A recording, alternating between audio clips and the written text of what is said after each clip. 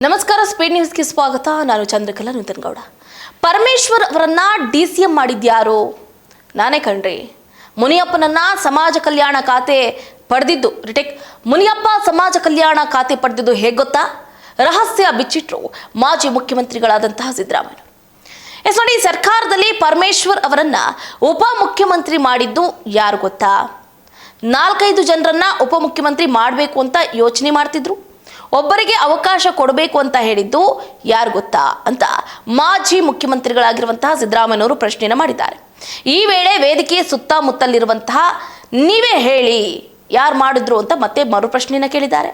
ಪರಮೇಶ್ವರ್ ಅವರನ್ನ ಡಿಸಿಎಂ ಮಾಡಿದ್ದು ನಾನೇ ಅಂತ ಗತ್ತಲ್ಲಿ ಹೇಳಿದ್ದಾರೆ ಟಗರು.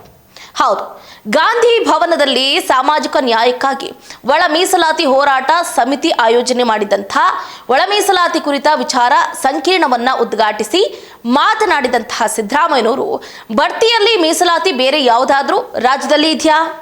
ರತ್ನಪ್ರಭಾ ಅವರು ಮುಖ್ಯ ಕಾರ್ಯದರ್ಶಿ ಆಗಿರುವಾಗ ಅವರ ಅಧ್ಯಕ್ಷತೆಯಲ್ಲಿ ಸಮಿತಿ ರಚನೆ ಮಾಡಿ ವರದಿ ತರಿಸಿಕೊಂಡು ವರದಿಯನ್ನ ಕಾನೂನಿನ ರೂಪದಲ್ಲಿ ಜಾರಿ ಮಾಡಿದ್ದು ನಮ್ಮ ಸರ್ಕಾರ. ಇದನ್ನ ನ್ಯಾಯಾಲಯದಲ್ಲಿ ಪ್ರಶ್ನೆ ಮಾಡಿದ್ರು, ಆದರೆ ತೀರ್ಪು ನಮ್ಮ ಪರವಾಗಿ ಬಂತು. ಕರ್ನಾಟಕದಲ್ಲಿ ಮಾತ್ರ ಬಡ್ತಿಯಲ್ಲಿ ಮೀಸಲಾತಿ ಇದೆ. ಇದೆಲ್ಲ ಸಾಧ್ಯ ಆಗಿದ್ದು ಹೇಗೆ ಅನ್ನುವ ಪ್ರಶ್ನೆಯನ್ನು ಕೂಡ ಸಭೆ ಮುಂದಿಟ್ರು. ನಾನು ಇಷ್ಟೆಲ್ಲ ಮಾಡಿದ್ರು ಒಳ ಮೀಸಲಾತಿ ಜಾರಿಗೆ ತರುವ ಮೊದಲು ಇಲ್ಲಿ ಸಭೆಯಲ್ಲೇ ಇರುವ ಹಲವರು ನನ್ನ ವಿರುದ್ಧ ಧಿಕ್ಕಾರ ಕೂಗಿದ್ದಾರೆ. ಅದಕ್ಕಾಗಿಯೇ ನಾನು ಅನೇಕ ಬಾರಿ ಯಾರು ನಿಮ್ಮ ಪರ ಇರುವವರು, ಯಾರು ವಿರೋಧಿಗಳು ಅನ್ನೋದನ್ನ ಗುರುತಿಸುವ ಕೆಲಸ ಮಾಡಬೇಕು ಅಂತ ಹೇಳಿದ್ದೀನಿ. ನಾನು ಮಾಡಿರುವ ಕೆಲಸವನ್ನ ನರೇಂದ್ರ ಮೋದಿ ಅವರು ಯಾಕೆ ಮಾಡಲಿಲ್ಲ? ಸಾಮಾಜಿಕ ಪರಿಸ್ಥಿತಿ ಹೀಗೆ ಮುಂದುವರೆದ್ರೆ ಜನರನ್ನ ಶೋಷಣೆ ಮಾಡೋದಕ್ಕೆ ಅವಕಾಶ ಇದ್ದೇ ಇರುತ್ತೆ ಅಂತ ಬದಲಾವಣೆ ಮಾಡೋದಕ್ಕೆ ಆಗೋದಿಲ್ಲ ಅಂತ ಹೇಳಿದರು.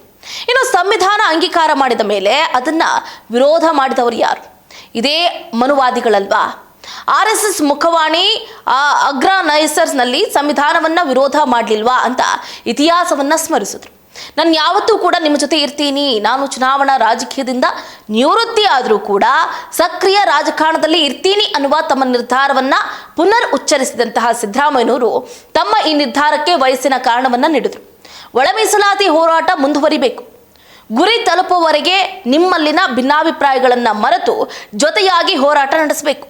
ನಿಮ್ಮ ಸುತ್ತಮುತ್ತ ನಿಮ್ಮೊಳಗಿನ ಬೆಂಕಿ ಹಚ್ಚುವ ಜನರಿರ್ತಾರೆ. ಜಾಗೃತಿಯಾಗಿರಿ ಅನ್ನುವ ಕಿವಿಮಾತನ್ನು ಕೂಡ ಹೋರಾಟಗಾರರಿಗೆ ತಿಳಿಸಿದರು. ಒಳ ಮೀಸಲಾತಿ ವಿಚಾರವಾಗಿ ಮುಖ್ಯಮಂತ್ರಿಗಳು ಹಾಗೆ ಸಂಬಂಧಪಟ್ಟಂತಹ ಮಂತ್ರಿಗಳ ಜೊತೆ ಮಾತನಾಡುವುದಾಗಿಯೂ ಕೂಡ ಸಿದ್ದರಾಮಯ್ಯನವರು ಭರವಸೆಯನ್ನು ಕೊಟ್ಟರು. ಅಷ್ಟೇ ಅಲ್ಲದೆ 1992ರಲ್ಲಿ ಇಂದಿರಾ ಸಹಾನಿ ಕೇಸ್ನಲ್ಲಿ ಯಾವುದೇ ಕಾರಣಕ್ಕೂ ಮೀಸಲಾತಿಯ ಒಟ್ಟು ಮಿತಿಯು 50% ಮೀರುವಂತಿಲ್ಲ ಅಂತ ಸುಪ್ರೀಂ ಕೋರ್ಟ್ನ 9 ನ್ಯಾಯಾಧೀಶರ ಪೀಠವು ತೀರ್ಪನ್ನು ಕೊಡ್ತು. ಮುಂದುವರೆದ ಜಾತಿಗಳಲ್ಲಿ ಆರ್ಥಿಕವಾಗಿ ದುರ್ಬಲರಾಗಿರುವವರಿಗೆ 10% ಮೀಸಲಾತಿಯನ್ನ ಕೊಟ್ಟರು. ಅಲ್ಲಿಗೆ 60% ಆಯಿತು. ಆದರೆ ಮೀಸಲಾತಿ 50%ಗಿಂತ ಜಾಸ್ತಿ ಆಗಬಾರ್ದು ಅನ್ನುವಂಥ ನಿಯಮ ಇದೆ. ಅದಕ್ಕೆ ಮೀಸಲಾತಿ ಸುಪ್ರೀಂ ಕೋರ್ಟ್ನಲ್ಲೂ ಹೈಕೋರ್ಟ್ನಲ್ಲೂ ನ್ಯಾಯಾಲಯಗಳಲ್ಲೂ ಬರಬೇಕು ಅಂತ ಆಗ್ರಹಿಸಿದ್ರು. ಮುಂದುವರೆದು ಮೀಸಲಾತಿಗಾಗಿ ನಾವು ಹೋರಾಟವನ್ನೇ ಮಾಡಿಲ್ಲ, ನಮ್ಮ ಮೀಸಲಾತಿ ಹೋರಾಟ ನಿರಂತರವಾಗಿ ನಡೀತಾನೆ ಇರಬೇಕು. ಸುಪ್ರೀಂ ಕೋರ್ಟ್ ಕೂಡ ಒಳ ಮೀಸಲಾತಿ ಬಗ್ಗೆ ಒಪ್ಕೊಂಡಿದೆ. ಕಾಂಗ್ರೆಸ್ ಪಕ್ಷ, ನಮ್ಮ ಸರ್ಕಾರ ಯಾವಾಗಲೂ ಒಳ ಮೀಸಲಾತಿ ಪರವಾಗಿದೆ. ಮೀಸಲಾತಿಗೆ ಯಾವತ್ತೂ ಕೂಡ ಭಿನ್ನಾಭಿಪ್ರಾಯಗಳು ಬರಬಾರ್ದು ಅಂತ ಕೆಲವರು ಸ್ವಾರ್ಥಕ್ಕಾಗಿ ಮೀಸಲಾತಿ ವಿರುದ್ಧವಾಗಿರುವ ಜನರ ಜೊತೆಗೆ ಸೇರ್ಕೊಳ್ತಾರೆ. ಅದಾಗಬಾರ್ದು. ಯಾವ ಪಕ್ಷ ಮೀಸಲಾತಿಗೆ ವಿರೋಧ ಇದೆಯೋ ಅವರ ಪರವಾಗಿ ನಿಲ್ಲುವುದು, ಆ ಪಕ್ಷದ ಸಿದ್ಧಾಂತಕ್ಕೆ ಜೈ ಅನ್ನೋದು ಇದು ಸ್ವಾರ್ಥ ಅಲ್ವಾ ಅಂತ ಪ್ರಶ್ನೆ ಮಾಡಿದ್ರು. ಯಾವುದೇ ಕಾರಣಕ್ಕೂ ಮೀಸಲಾತಿ ಹೋರಾಟಗಾರರಲ್ಲಿ ಭಿನ್ನಾಭಿಪ್ರಾಯಗಳು ಬರಬಾರ್ದು. ಒಳ ಮೀಸಲಾತಿಗಾಗಿ 3 ದಶಕಗಳಿಂದ ಹೋರಾಟ ನಡೀತಾ ಇದೆ. ಸುಪ್ರೀಂ ಕೋರ್ಟ್ ನಿರ್ಧಾರ ಬಂದ ಮೇಲೆ ಎಲ್ಲಾ ಕಡೆಯೂ ಇದಕ್ಕೆ ಚಾಲನೆ ಸಿಕ್ತು. ನಮ್ಮ ಸರ್ಕಾರ ಒಳ ಮೀಸಲಾತಿಯನ್ನ ಜಾರಿ ಮಾಡುತ್ತೆ ಅಂತ ಅವತ್ತೇ ಹೇಳಿದ್ದೆ ಅಂತ. ಇನ್ನು ನಾಗಾ ಮೋಹನ್ ದಾಸ್ ಕಮಿಟಿ ಮಾಡಿದ್ವಿ.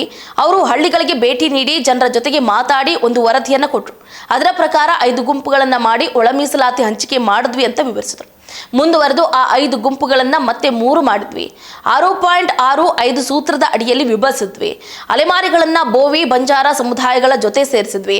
ಅದು ಸರಿ ಇಲ್ಲ ಅಂತ ಹೇಳಿದ್ರು. ಈ ಮರು ವರ್ಗೀಕರಣದ ವಿರುದ್ಧ ಹೈಕೋರ್ಟ್ನಲ್ಲಿ ಅರ್ಜಿಗಳು ದಾಖಲಾದವು. ಆಮೇಲೆ ತಾತ್ಕಾಲಿಕವಾಗಿ 15% ಮಾಡೋಣ ಅಂತ ಚರ್ಚೆಗಳು ನಡೆದು 5.25 4.25 ನೀಡುವುದಕ್ಕೆ ಸಚಿವ ಸಂಪುಟವು ಒಪ್ಪಿಕೊಳ್ತು. ಇಷ್ಟೆಲ್ಲ ಆದರೂ ಕೂಡ ಇನ್ನೂ ಗೊಂದಲಗಳಿದೆ.